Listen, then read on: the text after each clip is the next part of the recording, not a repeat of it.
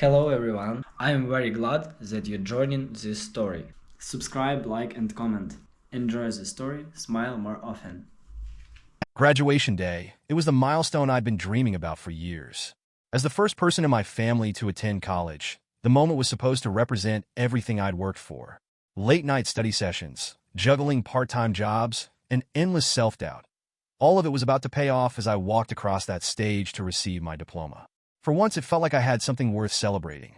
I'd always been the quiet one in the family, the dependable one who never caused a fuss. My older sister, Jessica, was the opposite. Bold, charming, and always at the center of attention. Growing up, I'd watched as my parents showered her with praise for every little accomplishment.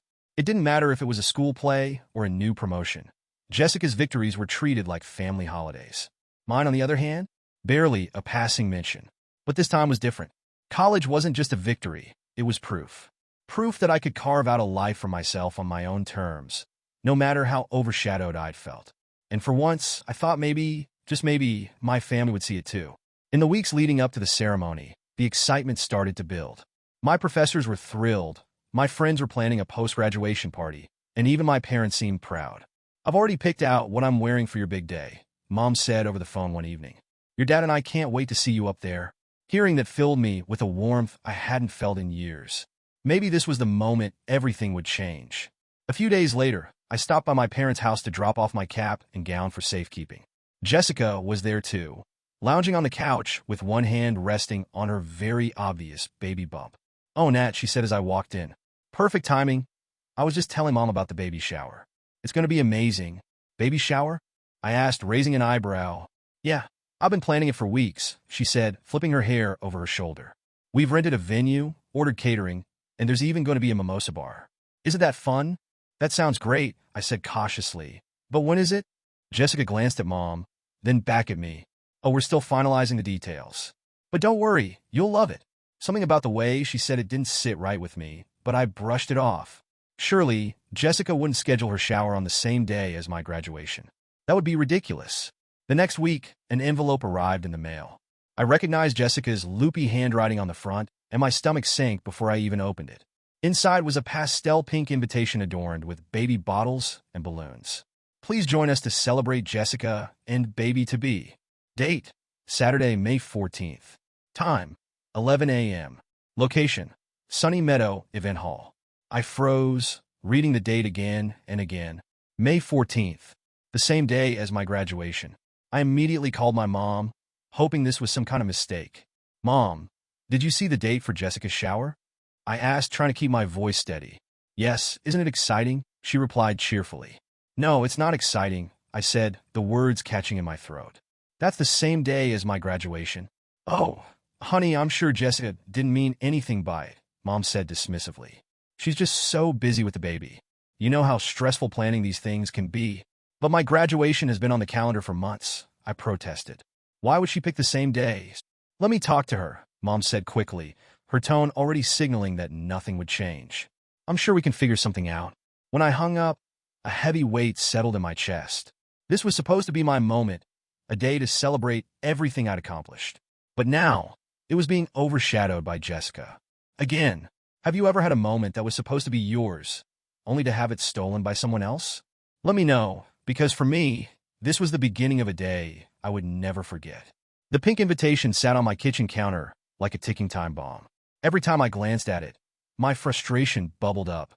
I'd spent years working toward my degree. Late nights, missed social events, and a mountain of student loans. Graduation was supposed to be my moment, but Jessica's baby shower had reduced it to an afterthought. I knew I couldn't ignore it. If I let this slide, it would only confirm what I'd always felt, that my achievements didn't matter to my family. With a deep breath, I picked up my phone and called Jessica. "Hey, Nat," she answered, her voice as bubbly as ever. "Did you get the invitation? Isn't it adorable?" "I got it," I said, my tone more serious than hers. "But, Jess, we need to talk about the date." There was a pause. "What about it?" "It's the same day as my graduation," I said, keeping my voice steady. "I don't think I can make it to the shower." "Oh," Jessica said lightly, as if I'd told her it might rain that day. "Well, that's unfortunate, but the shower's already set.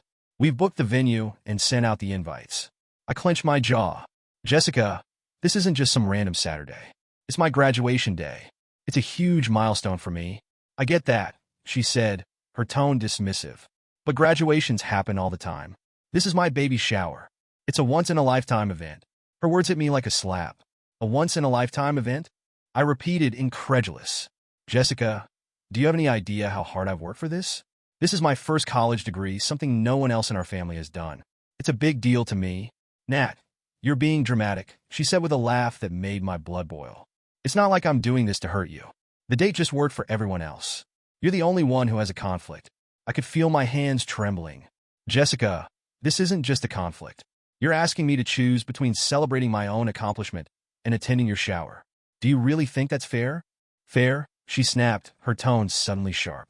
Do you have any idea how stressful it is to plan a baby shower while pregnant? I don't have time to cater to everyone's schedules, Nat. Besides, the family will understand if you skip your graduation to be there for me. The audacity of her words left me speechless.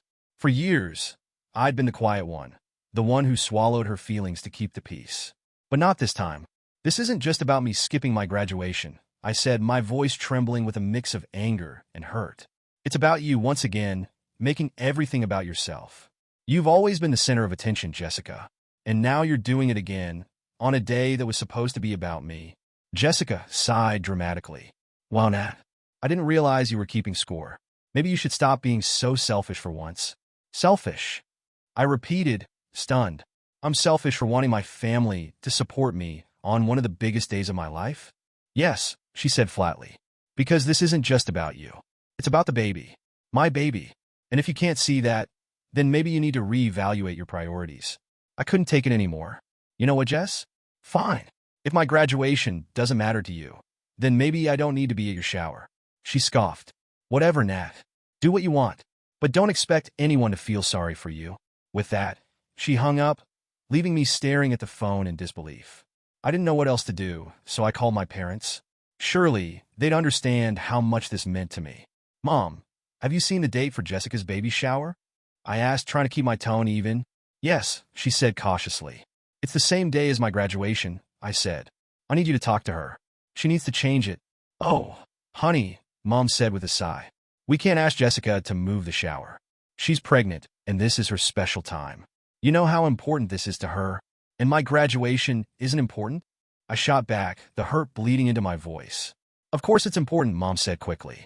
But Jessica's shower is a once-in-a-lifetime event. You'll have more graduations, won't you? Her words felt like a dagger to the chest.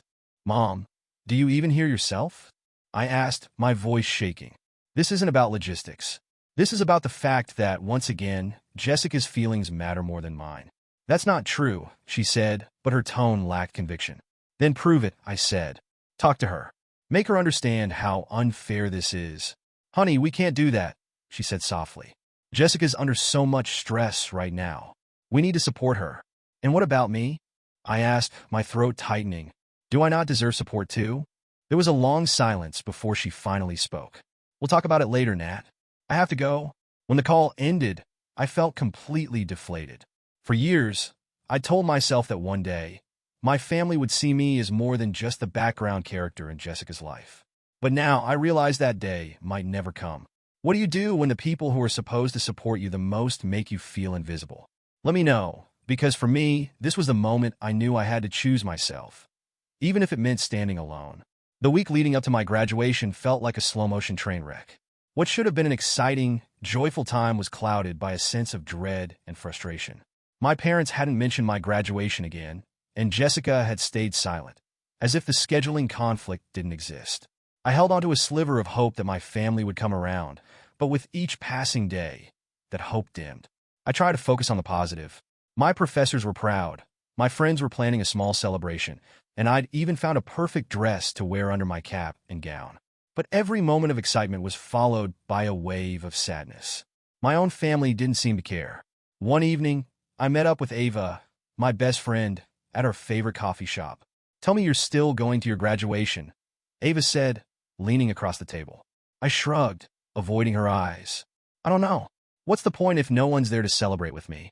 The point is that this is your accomplishment, she said, her voice firm. You worked so hard for this, now don't let them take that away from you. It's just hard, I said, stirring my coffee. I thought this would be the one time they'd actually show up for me. Ava sighed and reached out to squeeze my hand. You've got me and a lot of people who care about you. Forget them. Nat, celebrate for yourself, if nothing else. That night, I scrolled through social media, hoping to distract myself. Instead, I stumbled across Jessica's latest post. Just a few more days until the baby shower. I can't wait to celebrate with everyone I love. It's going to be such a special day. Attached was a photo of Jessica standing in a beautifully decorated room with our parents beside her. The balloons, table settings, and even the invitations were all perfectly coordinated. The caption was a subtle reminder that in Jessica's world, my graduation didn't exist. I turned off my phone, my stomach in knots. They'd already chosen where their loyalty lay, and it wasn't with me. The next day, I ran into Professor Walters, my mentor after class. Natalie, she said warmly, I just wanted to say how proud I am of you. This is such an important milestone, and I hope you're taking the time to celebrate it. Thank you, I said, managing a small smile. She studied me for a moment. You know, it's easy to let other people's actions overshadow your success. But don't let that happen, Natalie. This moment is yours, and you've earned it. Her words hit me harder than I expected. For years, I'd been waiting for validation from my family. Maybe it was time to stop looking for it and start giving it to myself. As the big day approached, Jessica's posts became more frequent. She shared photos of the cake, the decorations, and the guest list, all while gushing about how excited she was to celebrate her special day. It was impossible to ignore the contrast. My hard-earned achievement felt invisible in comparison to Jessica's carefully curated spotlight. But Ava's words stuck with me. Don't let them take that away from you. The night before my graduation, I received a text from my mom. Hi, sweetheart. I hope you're excited for tomorrow. We've decided to go to Jessica's shower. It's important for the family to support her right now. We're so proud of you and can't wait to celebrate another time. Love you. I stared at the message, reading it over and over again. They weren't even trying to hide it anymore. They'd chosen Jessica, as they always did. Ava called me shortly after. Let me guess, she said without me even speaking. They're going to the shower. They are, I said quietly. There was a pause. I'm sorry, Nat. I know how much that hurts. I don't even know why I'm surprised, I said. It's always been this way. But you're still going tomorrow, right?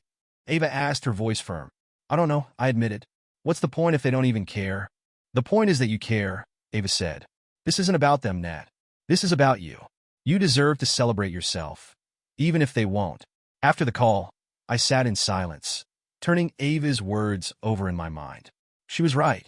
I couldn't control my family's actions, but I could control how I responded to them. For once, I was going to choose myself. Have you ever reached a point where you realized you had to stop waiting for others to value you and start valuing yourself? Let me know, because for me, this was the moment I chose to make my own happiness a priority. The day after my graduation, the sting of my family's absence lingered like a bruise I couldn't stop pressing. Ava had been right. Celebrating the moment for myself had been empowering, but it hadn't erased the pain. Seeing other graduates surrounded by proud parents and siblings had only deepened the ache of knowing mine chose to be somewhere else. I spent the morning trying to distract myself, but the hurt refused to fade. By afternoon, I couldn't hold it in anymore. I dialed my mom's number, unsure whether I was hoping for an apology or bracing for another round of excuses. Hi, sweetheart. Mom answered cheerfully, as if nothing had happened. How was the ceremony? I clenched the phone tighter. It was fine, I said flatly. But I think you know why I'm calling. There was a pause. Natalie, if this is about the baby shower.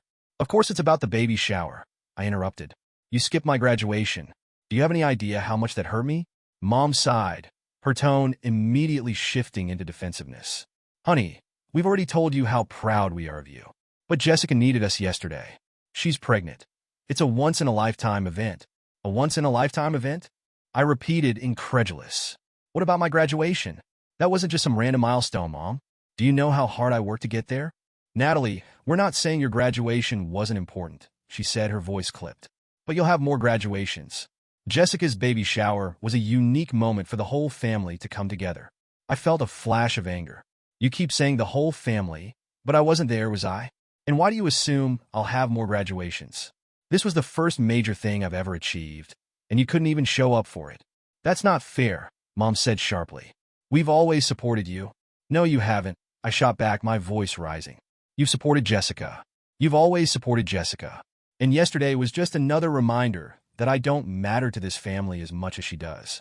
Now, that's enough, My dad chimed in from the background, his voice low and stern. Don't speak to your mother that way. I'm not being disrespectful, I snapped. I'm being honest. And it's about time someone said it.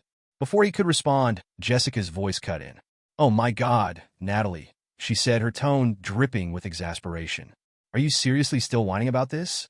I'm sorry your little graduation wasn't the center of attention, but maybe you should stop being so jealous all the time.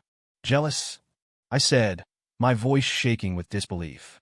Jessica, this isn't about jealousy. It's about respect. You planned your shower on my graduation day, knowing it would put me, and everyone else, in an impossible position. And then you acted like I was the selfish one for being upset. Jessica laughed bitterly. You're unbelievable. You think everything's about you, but it's not. This was about me and my baby, and if you can't be happy for us, maybe you're the problem. Her words hit harder than I expected. I've always been happy for you, I said quietly, my anger giving way to raw hurt, even when it meant putting my feelings aside. But you couldn't give me one day, Jessica. Just one day. Nat, you're making this a bigger deal than it needs to be, my mom said, her tone edging toward frustration. We're proud of you, but you need to understand that family is about compromise. Jessica needed us yesterday, and we were there for her. That doesn't mean we don't love you. Loves, I repeated, the word catching in my throat. You love me, but you couldn't be bothered to show up for the most important day of my life? Do you even hear yourselves? Natalie, stop, my dad said firmly. You're blowing this out of proportion. No, Dad, I said, my voice cracking. You're minimizing it like you always do, and I'm done pretending it doesn't hurt. The conversation spiraled into a storm of accusations and denials, every word widening the gulf between us. My parents insisted they'd done nothing wrong, while Jessica painted herself as the victim of my pettiness. Eventually, I realized I was shouting into a void. Fine, I said, my voice hoarse from arguing. If that's how you feel, then maybe I need to stop expecting anything from you. Natalie, don't be dramatic, Mom said, but her voice lacked conviction. This isn't drama, I said. This is me finally accepting the truth. You'll never see me the way you see Jessica. And maybe it's time I stop trying to change that. I hung up before they could respond, my hands trembling as I set the phone down.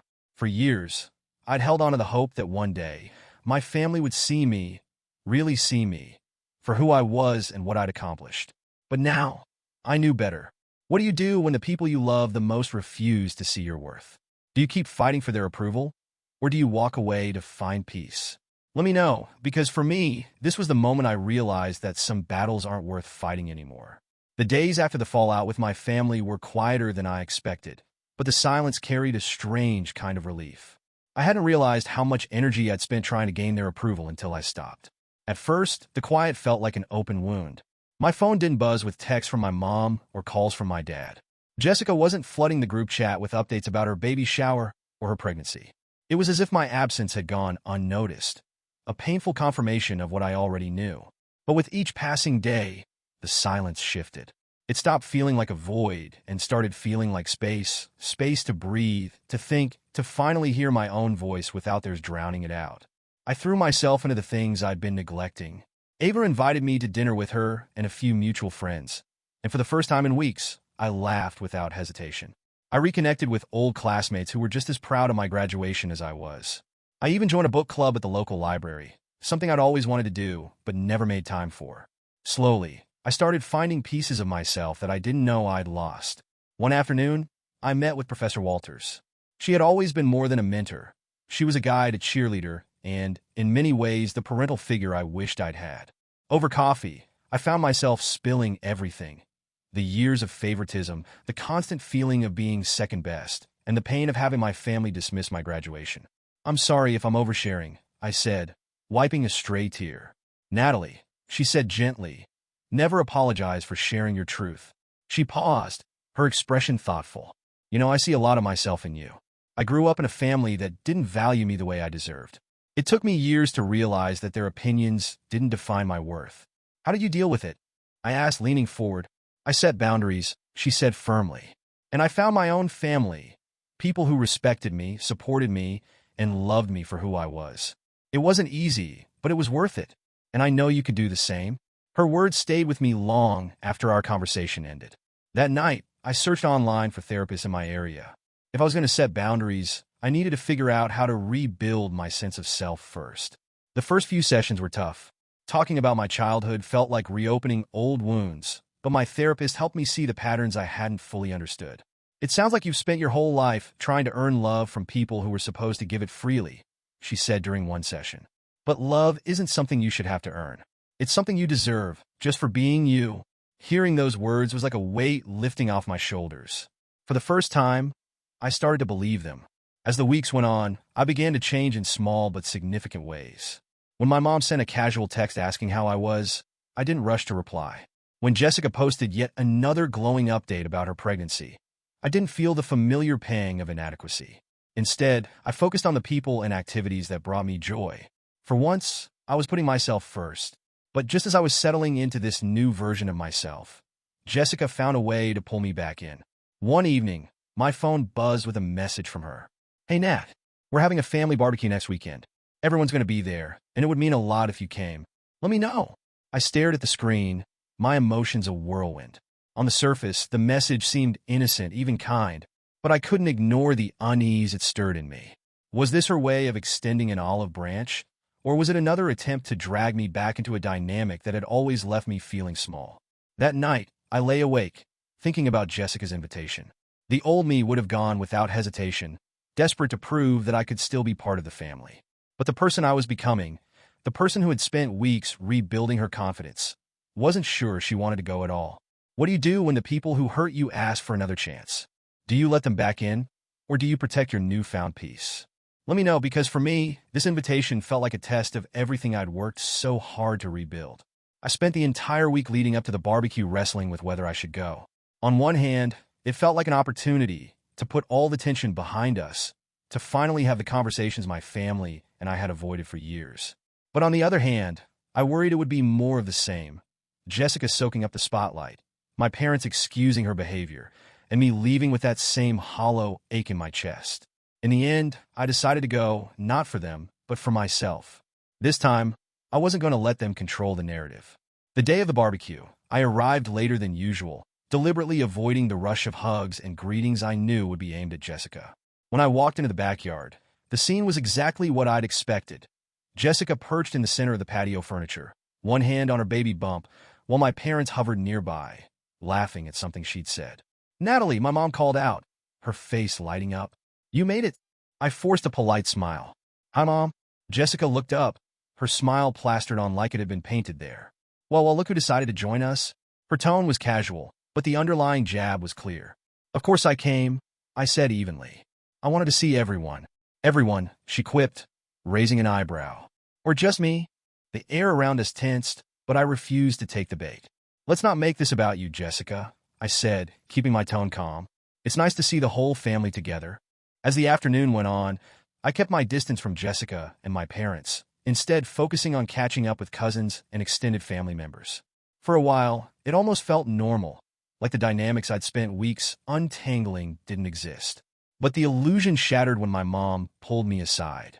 "Natalie, can we talk for a second?" she asked, her voice low. I followed her into the kitchen, where she turned to face me with a weary expression. "Sweetheart, I'm glad you came today," she said. "But don't you think it's time to put all this behind us?" "Put what behind us?" I asked, crossing my arms. "You know," she said, her voice softening. "All this tension, the arguments about the baby shower, the graduation, everything. It's been hard on all of us." I stared at her, struggling to keep my composure. "It's been hard on you?" "Yes," she said quickly. "We hate seeing the family like this. Jessica feels awful about everything, and we just want things to go back to normal." Her words sent a wave of anger and sadness through me. "Normal," I repeated. "You mean the normal where Jessica gets everything she wants, and I'm expected to stay quiet and go along with it?" "That's not fair, Natalie," she said. "We've always loved and supported you." "No, you've supported Jessica," I said firmly. "And every time I try to speak up about how I feel, you've brushed me off or told me I was being dramatic. That's not love or support, Mom. That's favoritism." She looked taken aback, as if she hadn't expected me to call her out so directly. Just then, Jessica walked in, holding a plate of food. "What's going on in here?" I turned to her, my frustration bubbling over. "Mom was just asking me to move on from everything that's happened." "What do you think, Jessica? Should I just forget how hurtful you've been and pretend everything's fine?" Jessica set the plate down and crossed her arms. Oh, here we go again. You're really going to make this about you, aren't you? This isn't about me, I said. It's about the fact that you planned your baby's shower on my graduation day and didn't care how it affected me. And now, everyone's acting like I'm the bad guy for not getting over it fast enough. Jessica sighed dramatically. Natalie, I've apologized. What more do you want? You haven't apologized, I said. You've made excuses. There's a difference. My dad walked in then, clearly sensing the tension. What's all this about? Natalie's still upset about the graduation, Jessica said, rolling her eyes. Even though we've all moved on. I turned to him, my voice trembling with emotion. Dad, have you ever stopped to think about how it felt for me that day? Watching other families cheer on their kids, while mine chose not to show up? He hesitated, his expression conflicted. We've already said we're sorry, Natalie, but we have to move forward as a family. I took a deep breath, the weight of years of disappointment settling over me. I'm done chasing your approval, I said. I'm done pretending that I'm okay with being second best. I'm not asking you to choose me over Jessica. I'm asking you to treat me like I matter. And if you can't do that, then maybe it's better for all of us if I step back. The room fell silent, the gravity of my words hanging in the air. Jessica finally broke the silence. You're overreacting, Natalie. We love you, but you're so sensitive. If you want to cut ties over something this petty, that's on you. Her words rang hollow, but they didn't hurt the way they once would have. For the first time, I felt a sense of clarity. I'm not cutting ties, I said. I'm setting boundaries. There's a difference. Jessica opened her mouth to respond, but I turned and walked away, leaving her and my parents standing in stunned silence. Have you ever realized that standing up for yourself means walking away from people who refuse to change? Let me know, because for me, this moment felt like the start of something new, even if it came with heartbreak. Months had passed since the barbecue, and with each day, the weight of my family's choices grew lighter. For the first time in my life, I felt like I was living for myself rather than chasing their approval. It hadn't been easy. In the days following that heated confrontation, I second-guessed myself constantly. Had I been too harsh? Too unforgiving? Was I wrong to step back, even if it meant protecting my own peace? But with every moment of doubt came a reminder of why I'd made the choice. My life wasn't meant to revolve around pleasing people who only saw me when it was convenient. In those months, I rebuilt my world piece by piece. I poured myself into my career, taking on projects that challenged and excited me. I spent weekends with Ava and our growing circle of friends, discovering how liberating it was to be surrounded by people who celebrated me without conditions. Therapy remained a constant, helping me untangle the complicated emotions I carried from years of feeling overlooked. Letting go doesn't mean you don't love them anymore, my therapist had said during one session. It just means you're choosing to love yourself first. Those words became my mantra. My relationship with my parents had settled into something distant but civil. They still called occasionally, but our conversations fell hollow, surface-level exchanges about the weather or my job. They didn't bring up Jessica, and I didn't ask. At first, the distance hurt. I missed the idea of the family I'd always wanted. One where love and support flowed freely, where my accomplishments were celebrated, and where I felt seen. But as time went on, I realized that ideal was just that, an idea, not reality. Accepting that truth was bittersweet, but it gave me a sense of freedom I hadn't felt before. Jessica, on the other hand, had stayed true to form. She hadn't reached out since the barbecue, but her presence was impossible to escape. Her social media was a constant stream of updates about her pregnancy and, later, her baby girl. "Welcome to the world, little miracle," read one post, accompanied by a professional photo of Jessica holding her newborn. Ava had seen it first and sent it to me with a simple message. "You okay?" I was. The photo didn't sting the way I thought it might. Instead, it reinforced what I'd already decided. Jessica's world didn't have room for me unless it was convenient for her, and I was finally okay with stepping out of it. As the months went by, I found joy in the small, unexpected moments. I joined a hiking group and discovered a love for early morning treks through nature. I started volunteering at a local literacy program, helping kids develop a passion for reading. I even took a pottery class, though my creations were more lopsided than artistic. Each new experience felt like a step toward the person I wanted to be, someone who was whole, not because of others, but in spite of them. Then, one evening, I received a text from Jessica. "I hope you'll come to the baby's first birthday party," it read. "It won't be the same without you." I stared at the message for a long time, trying to decipher its tone. Was it an olive branch? A genuine attempt at reconciliation? Or just another way to pull me back into the dynamic I'd worked so hard to leave behind? In the end, it didn't matter. I set my phone down without responding. Choosing not to answer wasn't an act of spite. It was an act of self-preservation. I'd spent years bending over backward to fit into a family that refused to make space for me. Now I was learning to prioritize the relationships that did. Jessica's life would continue without me, and mine without her. Maybe one day, things would change. Maybe they wouldn't. Either way, I was done tying my happiness to what they chose to give or withhold. As I sat in the quiet of my apartment, I felt a sense of peace I hadn't known before. I wasn't angry anymore. I wasn't waiting for apologies or validation. I was simply moving forward one step at a time. Can you truly move forward without your family's support? Or does the hurt linger forever? Let me know, because for me, the answer is still unfolding, but I know I'm stronger for choosing myself.